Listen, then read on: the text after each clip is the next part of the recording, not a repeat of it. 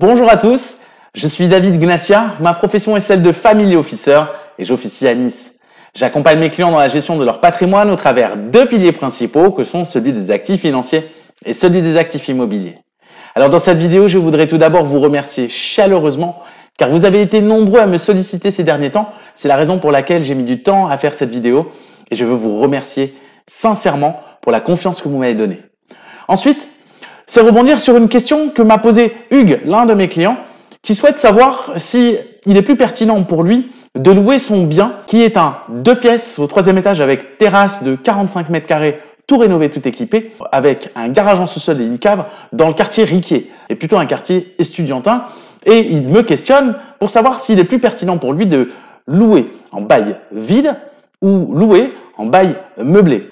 Alors Hugues, en gestion des biens immobiliers, c'est une question récurrente qui appelle une réponse double, car elle appelle une réponse patrimoniale et elle appelle une réponse fiscale. Et ces deux réponses, parfois, peuvent s'entrechoquer, voire s'en retrouver incompatibles. C'est la raison pour laquelle il est difficile de déterminer une véritable stratégie patrimoniale et qu'il est important d'en discuter sereinement avec un conseiller en gestion de patrimoine comme moi.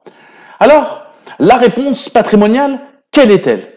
Eh bien, il convient de déterminer si vous souhaitez détenir ou louer des biens dits patrimoniaux. Et des biens dits patrimoniaux, c'est des biens qui, généralement, sont plutôt exclusivement situés dans des zones résidentielles. Ce sont des biens qui sont généralement de taille plutôt importante. Ce sont des biens que l'on peut qualifier de familiaux, où on va retrouver tous les critères d'un appartement où il fait effectivement très bon vivre dans la durée, comme un appartement en étage élevé, dans un quartier verdoyant, où il y aura peu de transport, où il y aura peu de commerce de proximité, mais où la tranquillité et la quiétude seront les maîtres mots de ce type de quartier-là.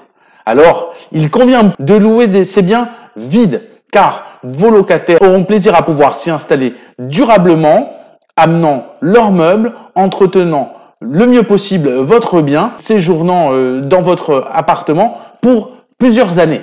À l'inverse, si vous détenez des biens cœur de ville, là où les zones sont touristiques, où vous avez une clientèle estudiantine forte, ou alors dans des zones proches des facultés, il est très probablement pertinent de louer meublé, surtout si vous détenez des surfaces réduites, des studios ou des 2 pièces, car vous allez pouvoir trouver des locataires qui ont le souhait de rester moins d'1 an dans votre bien, ou alors ils vont souhaiter y séjourner quelques jours seulement.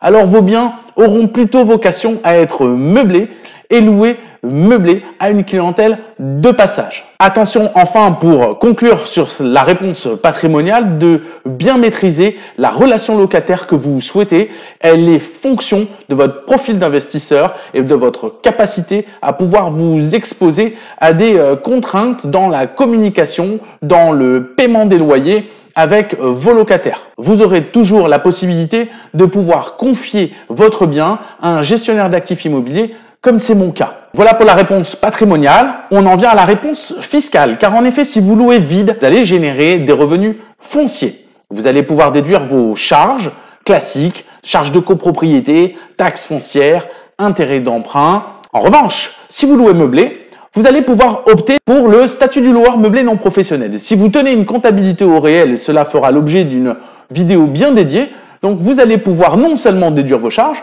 mais vous allez aussi pouvoir amortir la valeur de votre bien en se exclut la valeur du foncier. Donc d'un point de vue fiscal, il est peut-être plus pertinent d'opter pour le statut loueur meublé non professionnel parce que cette comptabilité tenue au réel va vous permettre de pouvoir annuler votre pression fiscale. Est-ce pour autant pertinent d'opter pour le statut de loueur meublé non professionnel?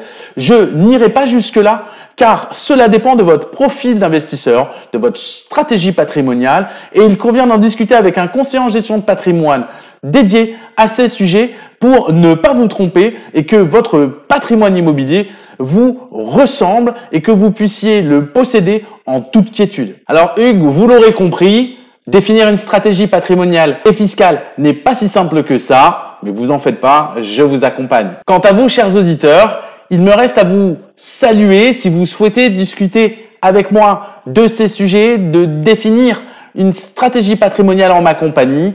Vous pouvez me contacter sur les réseaux sociaux, sur mon portable ou mon adresse email qui sont inscrits en légende de cette vidéo. C'est le week-end, je vous dis bon week-end, profitez bien de votre famille et on se voit lundi.